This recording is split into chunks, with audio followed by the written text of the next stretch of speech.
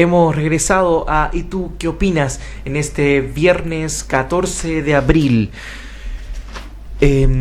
Estábamos conversando sobre el plan de reactivación educativa que el Ministerio de Educación ha propuesto y se me corregía como corresponde, desde abril del año pasado, no solo del plan nuevo de este año, porque vale decir cuándo comenzaron las cosas a presentarse con iniciativas nuevas para tratar de levantar una educación que no solamente en la opinión pública está alicaída, sino que la misma pandemia hizo evidente las brechas educativas en muchos aspectos. Y sobre esto estamos conversando con la jefa provincial de educación, Carolina Álvarez Antonín. Y antes de la pausa quedamos con que queríamos darle espacio suficiente a los dos ejes, el segundo y el tercero, de este plan de reactivación, y el segundo justamente la centralidad del proceso educativo, que es el fortalecimiento de los aprendizajes. Así es. Si un niño, una niña no aprende, el sistema demuestra que no ha sido efectivo.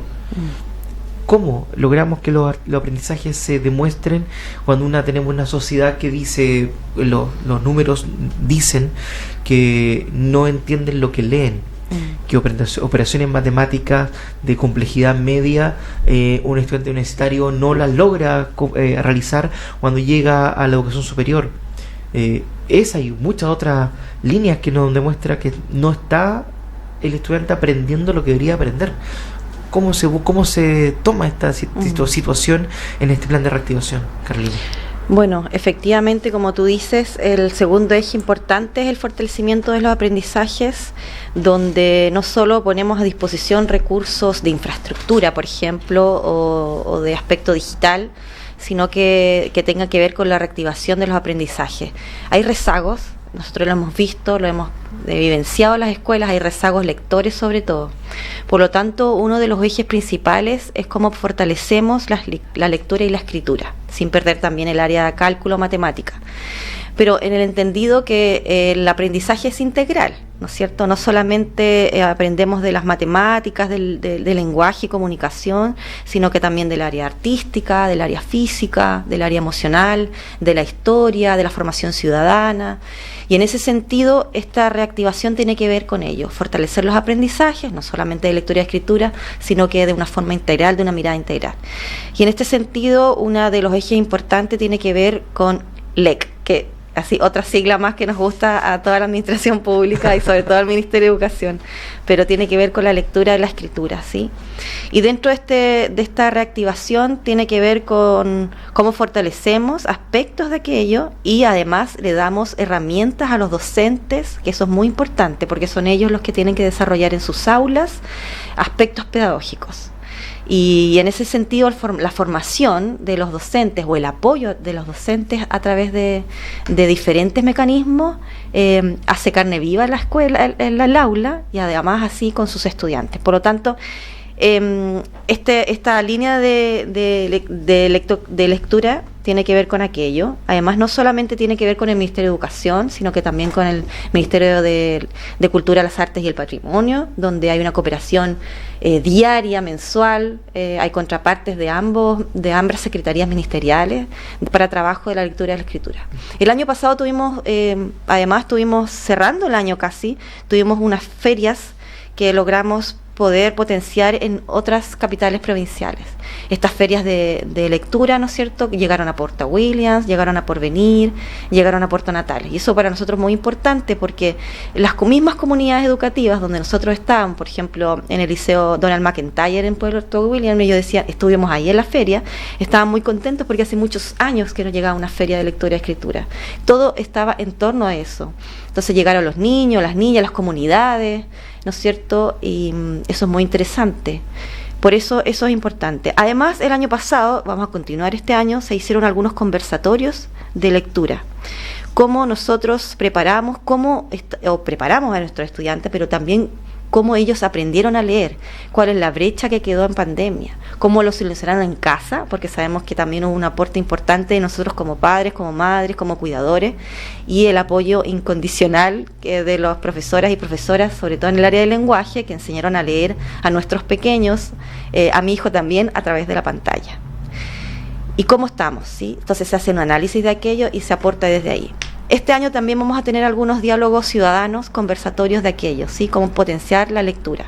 En el área de matemáticas también hay fortalecimiento de esa área, y de la formación y el apoyo a través del CPIP, ¿no es cierto? Otra sigla que, para que entiendan, es un centro, ¿no es cierto?, de perfeccionamiento, de experimentación e innovación pedagógica para los docentes. Es una línea de trabajo que los docentes conocen muy bien, y ojalá que todo tenga pertinencia territorial además. Y hay un plan que es muy importante, que tiene que ver con los aprendizajes, que es el plan de tutorías. El plan de tutorías habla de que del apoyo que hacen estudiantes en formación, profesoras y profesores en formación de nuestras universidades públicas hacia las escuelas, ¿ya? Este plan de tutorías vuelve a levantarse este año, haciéndose trabajo con la Universidad de Magallanes en este caso, para que los docentes y las docentes en formación puedan apoyar a cada docente si es que lo requiere una comunidad educativa. Eso es importante porque ahí podemos trabajar en dupla, también le liberamos la carga de repente a los docentes, que a veces igual sabemos que dentro del aula no solamente está el docente, que hay un apoyo de educación diferencial, un técnico de educación especial, que pueda hacer ese aporte en fortalecer los aprendizajes. Cuando me voy a salir un pequeño instante del plan de reactivación, porque mencionaba recién la necesidad de la vinculación entre docentes. En paralelo tenemos la idea de que los profesores también tenemos que formarnos permanentemente, y el CPIP nos envía harta información de cursos, pero son pocos los docentes que los toman. Sí. Por razones de tiempo, cuidado, familia, interés incluso, y eso sería lamentable, porque el profe habitualmente dice, no puedo tomarlo porque tengo mucha la carga laboral. Por supuesto. O de cuidado de infancia o de adultos mayores. Pero, porque reitero, hay muy pocos los que dicen no les interesan estos cursos. Tienen ganas. Pero ¿cómo logramos matizar para que dentro de su carga horaria, y quizás la palabra carga aquí pesa harto, se pueda la formación docente no ser solo una voluntad del profesor y profesora, sino que una realidad dentro de su carga laboral diaria y semanal? Así es. Sin duda, yo creo que es un desafío y es un análisis que no hemos hecho este año. Existe un plan local de desarrollo profesional docente, donde no solamente entes de educación de nuestra secretaría están involucrados, sino que también hay entes políticos dentro de esta mesa de desarrollo profesional docente. No tenemos una coordinadora regional, y que efectivamente esa ha sido la necesidad y también cómo se expresa, ¿no es cierto?, en la realidad este desarrollo profesional docente. Entendemos no solamente la carga, sino que el agobio, porque también es cierto que hay agobio laboral, sin duda de aquello. Por lo tanto, tenemos que tener claridad de lo que estamos haciendo, las horas distribuidas y el interés del profesor, de la profesora, en desarrollarse en ciertas áreas. Por eso yo digo que quizás la pertinencia regional no sea descabellado, ¿no? De que quizás podamos tener un área de perfeccionamiento regional, ¿por qué no?, en apoyo con nuestra universidad. Son aspectos que hemos estado conversando. Yo creo que no voy a hacer ni un spoiler, si no me van a retar, pero yo creo que para allá podemos dirigirnos. Quizás los tiempos de nosotros son diferentes, aunque diría la jefa de la división de educación que en todas las regiones le dicen lo mismo, esta región es diferente. Pero tenemos aspectos regionales diferentes. Quizás las necesidades que presenta el CPIP no son locales, y eso es el análisis que también se hace desde el Comité Local de Desarrollo Profesional Docente, que es muy importante desarrollarlo, evidenciarlo. La otra arista que se me pasaba por la mente cuando mencionábamos esta área es la vinculación entre docentes. Sí. Las redes pedagógicas durante mucho tiempo fueron un espacio incluso social necesario para mucho profesor o profesora, para que no se sienta solo en el espacio en el que está. Porque pensemos ya, los profesores de lenguaje sabemos que son, por la cantidad de horas que tienen, son hartos en un colegio y se pueden reunir, conversan, hacer actividad en conjunto para el día del libro, X. Lo mismo historia, lo mismo que son física, pero en ciencias, en inglés, ni pensar a filosofía, donde es el profe en el colegio. La vinculación con otros es necesaria desde lo humano y también desde lo profesional. ¿Se ha ido trabajando para que estas redes o para que estos espacios de colaboración de las buenas prácticas sean potenciados también desde el área de la jefa de educación? Totalmente. Yo creo que las redes, que han sido redes que han trabajado durante años, se tienen que seguir potenciando, sin duda aquello. Nosotros tenemos un plan regional de educación, donde dentro de ese plan de educación tenemos acciones, ¿no? Y una de ellas es trabajar vinculadamente con los docentes. Yo creo que eso es muy importante, porque hay redes que son específicamente para los sostenedores, para los directivos, para los jefes de UTP, pero el docente, el que está en el aula, es muy importante. Existe la red de inglés, donde se trabaja con los docentes de inglés, la red de educación física, donde trabaja la coordinadora regional con los profesores de la región, no solo de Punta Arenas, sino de la región, red de educación básica, red de educación media, red para educación para personas jóvenes y adultos, y en ese sentido también la educación parvularia. ¿Sí? También tiene su red de trabajo donde trabajan y se discuten aspectos del área, pero también vinculadas a la trayectoria educativa de los otros procesos, digamos. Pero es importante la red. Nuestro desafío es potenciar las redes. Sin duda de aquello, yo creo que es un desafío y es un sentir también que nos hacen saber cada uno de los profesoras y profesores. El tercer eje de este plan de reactivación educativa es la asistencia y la revinculación. Sí. Si un estudiante no va a clases, no participa de la clase, no participa con sus compañeros y no tenemos una evidencia de que está aprendiendo. Cuando hablamos también del proceso de revinculación, mucha gente durante la pandemia dejó de estudiar por situaciones de salud, de lejanía, de cambio de región. Les perdimos la pista a muchos jóvenes y adultos también que se matricularon con muchas ganas y con las mismas ganas desaparecieron. Este plan hace presente esta necesidad de que el estudiante asista a clases o vuelva al establecimiento. ¿Cuáles han sido los datos de este proceso? ¿Cómo ha ido mejorando o no esta revinculación? Sí. Bueno, ha sido bastante importantes algunos datos que hemos podido recoger a través de diferentes reportes que se han llegado que le hemos entregado a las escuelas. Sin duda aquello, la asistencia y revinculación es un tema muy importante. Yo quiero ser muy enfática de aquello. El niño que no va a la escuela no aprende, y es así, ¿cierto? Que no asiste en el aula de forma efectiva, no está aprendiendo ni desarrollando tanto del área de educación parvularia como el área de jóvenes y adultos, que son sin querer, las grandes dos trayectorias que han tenido más baja asistencia, ¿no es cierto?, a sus aulas, ¿ya? Podemos analizar el caso de los más pequeños, ¿no es cierto?, en un estado de pandemia o prepandemia o pospandemia, relacionada con la salud, ¿no? ¿Sí? El cuidado de los más pequeños. ¿Qué pasa con el área de jóvenes y adultos? Es el área de la fuerza laboral, ¿no es cierto?, donde ellos priorizan ir a trabajar porque tienen que mantener sus casas o además ir al colegio, ¿no es cierto? ¿Sabes que en la última red de educación para jóvenes y adultos que estuvimos juntos, el jueves recién pasado, así es, señalaban varias, porque hay muchas buenas iniciativas que se hicieron durante todo el año, que siguen manteniéndose, pero una de aquellas tiene que ver cómo la educación online tuvo mayores, ¿no es cierto?, asistencia que la presencial. Yo creo que eso hay que repensarlo. Y quedó como un acuerdo, ¿no es cierto?, en nuestra red de educación para jóvenes y adultos, decir, ok, esto lo tenemos que conversar, lo llevamos a nivel central y lo ve el coordinador regional, ¿no es cierto?, lo saludamos. Tiene que llevar esta idea, ¿no es cierto?, cómo volvemos a efectivamente que esto funciona, ¿no?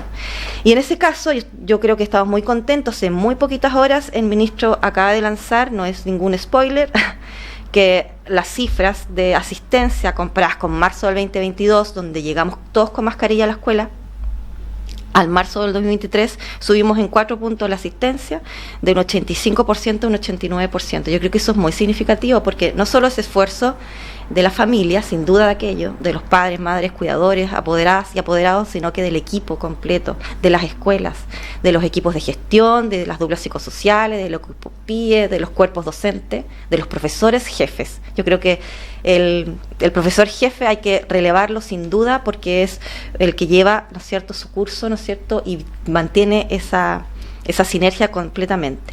Recordemos el dato, el Sí. 85% en un estudiante común significa la aprobación o no del Así es. curso. Es el mínimo Sí. que debería tener un estudiante para poder pasar.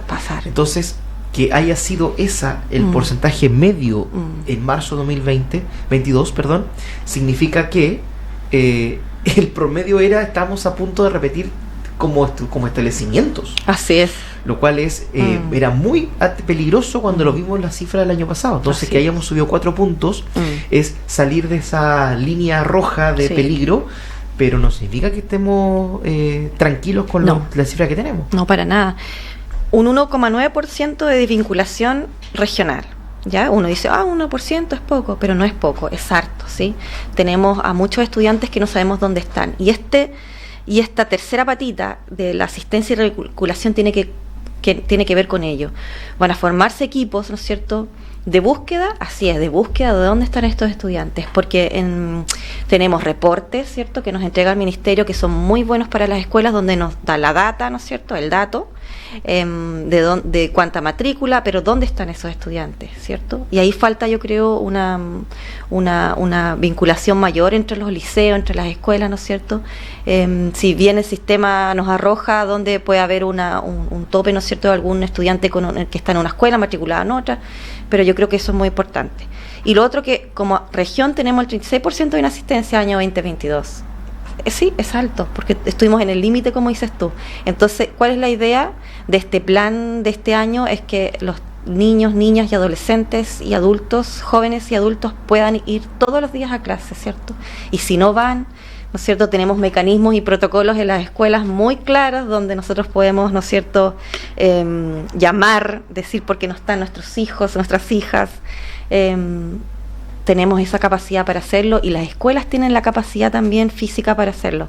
Yo en ese sentido destaco la labor que cada comunidad educativa hace, no solamente en las localidades urbanas, sino rurales, donde también hace muy poco hicimos la primera red rural, tanto en Magallanes como Última Esperanza, donde Magallanes trabaja la red rural Estrecho de Magallanes y Tierra del Fuego, y en Última Esperanza también una red. Sí. Me genera una duda frente al punto de la educación de personas jóvenes y adultas, porque recuerdo en la universidad que existe la posibilidad que el estudiante trabajador indique que trabaja y se le baja la cantidad de asistencia mínima. Sí. ¿Eso existe o podría existir en el mundo educativo? Y también que el mundo del trabajo reconozca al estudiante que quiere terminar su cuarto medio de una manera tradicional para poder luego de eso proyectar su educación, y no a través de la validación de estudios que cierra la trayectoria educativa del joven. Sin duda, son porcentajes diferentes a la asistencia regular, pero yo creo que es la discusión que tuvimos ese día en la red. Yo creo que es muy importante poder llevarla a cabo. Si efectivamente este porcentaje de asistencia que tienen que cumplir los estudiantes jóvenes y adultos es real o se tiene que bajar, ¿sí? Entonces, ese sentido, esa discusión yo creo que se tiene que dar a nivel central. Lamentablemente somos un país centralista, pero nosotros podemos llevar y levantar desde nuestra región esa situación. Lo mismo con diferentes ámbitos, no solamente con la asistencia, con el transporte, que hemos estado conversando con el Seremi de Transporte, cómo mejorar la accesibilidad de los estudiantes que salen, ¿no es cierto?, tarde, donde hay muy poca movilización, y tiene que ver con la seguridad, y también hemos estado trabajando con seguridad pública en esos aspectos de cómo fortalecer cada uno de esos aspectos para mejorar la calidad de vida educativa de las personas jóvenes y adultas que asisten a las escuelas, a los centros de formación. En el Liceo Sara Brown se está aplicando una encuesta justamente con los estudiantes sobre la llegada en la mañana, y uno de los datos interesantes es las distancias, primero, y segundo, el tema del transporte en la mañana.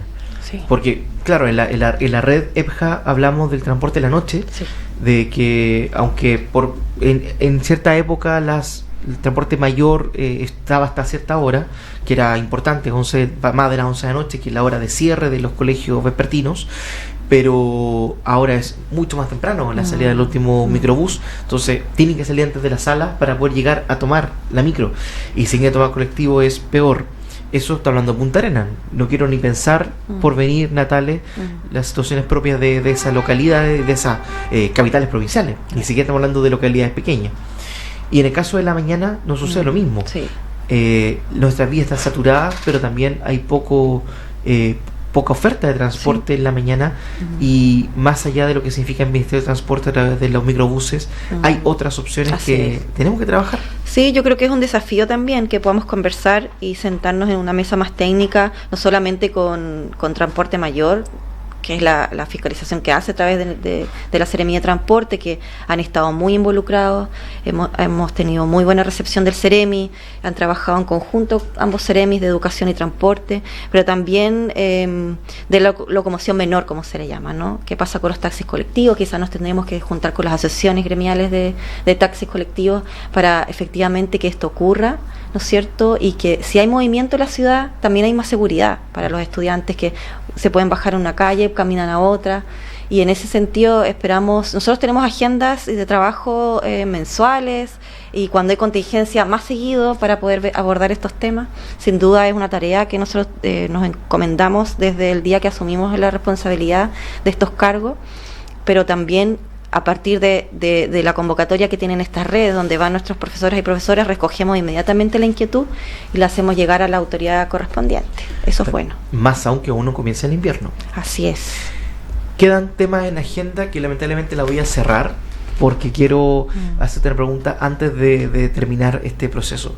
Fuimos colegas en el Liceo Sarah Brown, pero también fuiste exalumna de ese liceo. Así es. Desde la visión de la educación pública, como para relevarla, este año hubo un aumento en la matrícula, pero eso significa también otras cosas. Cuando fuiste estudiante y luego trabajadora en el liceo, ¿qué diferencias, qué cosas ves, qué cosas positivas y también por mejorar ves de una comunidad educativa como la nuestra? Bueno, cuando yo estudiaba éramos 1.200 alumnas, puras mujeres en ese tiempo, donde de a poco obviamente fue disminuyendo la matrícula, también hubo un cambio, ¿no es cierto? Pudieron ingresar varones al liceo, que a mí me parece muy bueno. Yo creo que la incorporación del hombre en ese momento, ¿no? Al liceo fue muy bueno. Además ahora tenemos una integralidad, ¿no es cierto?, humana muy bonita.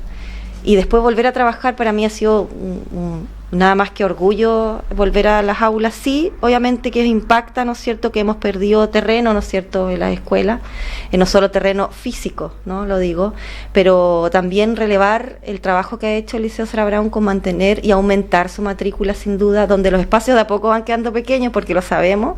Entonces eso es importante. Yo creo que la misión ahí, y también es importante señalar que nuestra educación pública tiene que volver a lo que era antes, sin duda de aquello, y los servicios locales tienen esa misión, ¿no es cierto?, de volver a tener las escuelas llenas, ojalá, a recuperar los espacios, o efectivamente, si una escuela quedó pequeña, poder hacer una nueva escuela, ¿por qué no?, o un nuevo jardín, ¿no es cierto? Nuestra ciudad ha crecido mucho, por lo tanto tenemos necesidad de jardines infantiles dentro de nuestra ciudad de Punta Arenas. Puerto Natales, que decir, no tiene matrícula. Hemos trabajado con el llamado sobrecupo para poder aumentar las matrículas en algunos cursos. Por lo tanto, es un tremendo desafío de poder tener escuelas nuevas. ¿Qué pasa con la ruralidad, por ejemplo, donde las escuelas también están quedando pequeñas, donde también la gente se ha ido a vivir a ciudades más pequeñas de nuestro territorio, pero no tenemos un liceo, por ejemplo? ¿Qué vamos a hacer ahí, no? El liceo de Puerto Williams, que se ha ido construyendo, ¿cierto?, a medida que va creciendo. Tenemos una población muy grande, es una comunidad muy bonita, donde hacen mucha innovación. Por lo tanto, hay que repensar nuestra educación pública, en eso estamos, y dar todas las facilidades para que eso ocurra. Carolina, te pido que en otro momento del año también podamos seguir la conversación, sí, sin duda, pensando en los avances de este plan de reactivación y también de los proyectos para 2024 cuando sea el momento, sí, porque aunque el análisis hay que darle tiempo, no tanto tampoco para poder ejecutar, es constante la evaluación, como todo proceso educativo. Sí. Carolina, te agradezco la presencia. Hemos conversado con Carolina Álvarez Antonín, la jefa provincial de educación de la región de Magallanes. Gracias, Javier. Muchas gracias. Y amigos y amigas, nos veremos y nos encontraremos, si todo sale bien y Dios así lo quiere, el próximo viernes también a las 3 de la tarde a través de Polar Comunicaciones. Les habló Javier Muñoz Vidal, en los controles nuestro amigo Nicolás, y seguimos con más Polar Comunicaciones en esta tarde de viernes.